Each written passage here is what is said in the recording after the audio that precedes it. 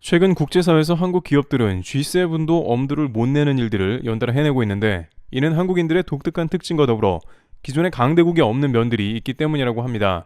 일부 선진국은 이러한 흐름 때문에 한국 G7 지위를 재평가해야 한다는 의견을 제기했다고 합니다.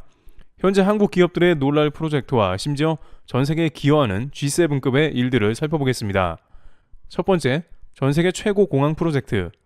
현재 한국에서 발표된 자료 때문에 주변국은 물론 유럽조차 크게 놀라는 상황이 등장했습니다. 유럽에서는 특히 한국의 행보를 두고 유럽에서 공학의 굴욕을 겪었다는 말이 나오고 있는데요.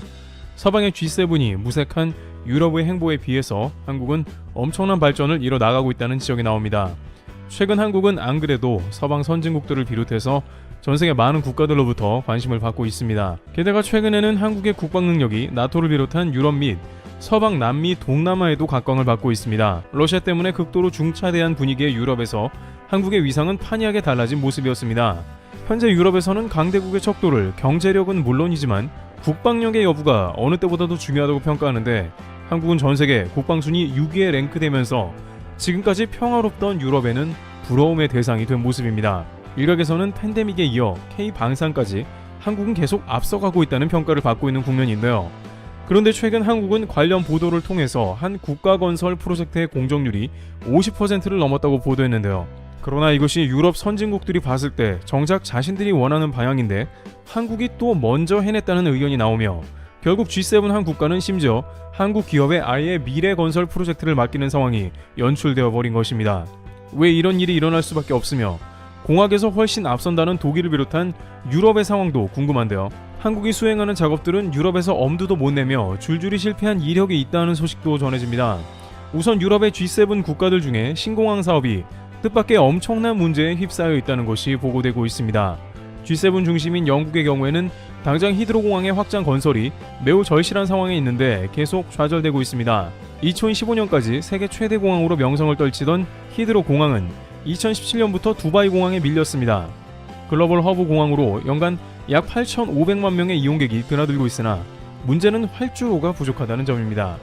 이는 세계 최대 공항 타이틀을 가지고 있으나 활주로가 단 2번밖에 없는 공항 구조 때문이었죠. 실제 코로나 이전 히드로 공항의 트래픽은 유명했으며 입국 심사에 1시간에서 1시간 반 이상이 소요됐습니다. 물론 한국의 경우에는 영국과 협약을 통해서 한국 여권만 보여주면 자동 입국 심사가 되어 빠른 통과가 되면서 다른 국가들보다는 훨씬 빠르게 입국할 수는 있었지만, 최근 들어 영국 공항엔 또 다른 문제가 나타났습니다. 그만큼 영국 최대 공항이자 유럽 허브인 히드로 공항이 다방면에서 굴욕을 당하는 상황입니다. 공항에 직원도 부족하고 활주로 문제도 있어서 이러다가 공항이 마비될 수 있다는 것이었습니다. 그런데 그럼에도 불구하고 영국에서는 히드로 공항 건설이 아직 첫 삽도 못 뜨고 있다는 것인데요. 실제 영국은 2013년부터 히드로 공항 확장 건설을 강력하게 추진해온 모습을 보여왔습니다. 급기야 영국 정부가 공항 북서부에 제3활주로를 추가 건설할 것을 2018년에 공식적으로 승인했으며, 건설 기간은 약 8년으로 2026년이면 히드로 공항이 확장되어 1억 3천만 명까지 받게 될 거라 발표했습니다. 그러나 이것이 주민의 반발과 런던 시장 및 환경단체의 반대에 막혀 소송이 걸려 건설이 멈춘 것입니다. 결정적으로 영국 법원은 2020년 2월에 해당 지역에 활주로 건설을 하면 안 된다고 판결해버렸습니다. 그러면서 사실상 히드로 공항 확장 공사는 없던 일이 되어버렸고 결국 지금까지 이르게 된 것입니다. 그렇다면 G7 중에 프랑스는 좀 나은가 살펴봤는데, 프랑스는 아예 신공항 건설 자체를 포기해버렸습니다. 프랑스의 노트르담 데랑드 신공항 건설 프로젝트는 2000년 들어서면서 본격적으로 추진되었는데요. 프랑스 서부에 약 1조 원가량의 예산을 들여서 공항을 건설하려 했으나 여러 행정 문제로 포기했습니다. 또한 히드로 공항은 다음에 유럽 제2위의 공항인 샤를 드골 공항의 확장 계획도 폐기해버렸습니다.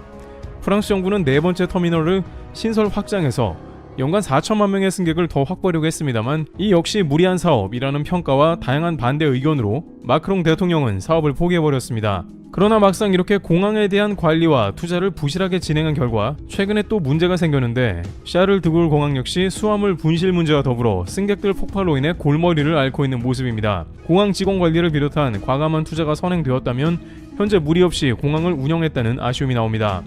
그렇다면 유럽 G7 국가 중 공학의 국가라는 독일은 현재 어떤 상황으로 진행 중인지 궁금한데요. 독일은 이들 국가 중에 놀랍게도 가장 굴욕을 심하게 당했고 현지에서 한국과도 비교되는 모습을 보여주고 있는데요. 독일 정부는 수도 베를린에 국제공항 규모의 공항이 없다는 지역이 잇따르자 신공항 건설에 착수했습니다.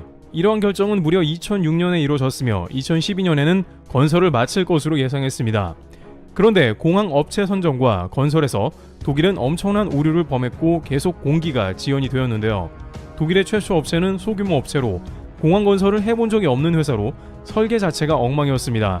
규격이 맞는 게 없었고 결국에는 모든 것을 원점으로 다시 시작해야 하는 상황이 등장한 것입니다. 거의 15년이나 허비했으며 애초에 공항 건설 예산은 2조 5천억 원으로 책정됐으나 지연으로 8조 5천억 원이 되었고 그 가운데 매월 공항 유지 비용을 위해서 150억 원을 지출하면서 공항 유지비에만 8천억 원이 넘었습니다.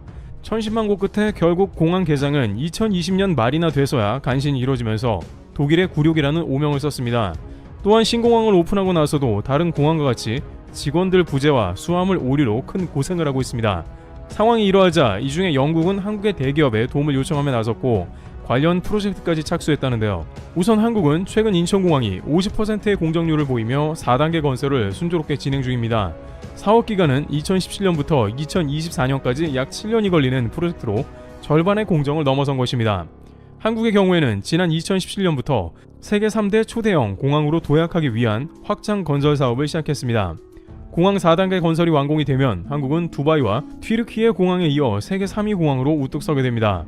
또한 동북아에서 중국의 베이징 공항과 일본의 나리타 공항에 비해 경쟁력을 갖추게 되는 모습인데요. 인천공항공사에 따르면 4단계 완공 시 연간 1억 600만 명의 승객을 수용하게 되는 초대형 허브가 완성이 되며 세계 최초로 5천만 명 이상이 수용 가능한 여객터미널을 2개 보유하고 된다고 전했습니다.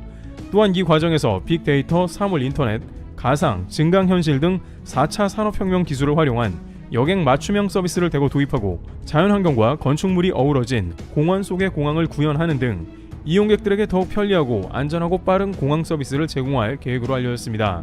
또한 현재 진행 중인 수화물 시스템 역시 4단계로 업그레이드를 진행하면서 세계 최저 분실률을 보일 것입니다. 현재 전 세계가 공항 수화물 분실이나 수용 능력이 한계에 다다랐지만 인천공항 수화물 지연율은 0.0002%로 시간당 5,400개를 처리하며 단순하면서도 속도가 매우 빠른 시스템을 자랑하게 됩니다. 여객터미널 확장 공사뿐만 아니라 BHS 수화물 시스템 개선을 통해 최고 수준이 되는 것이죠.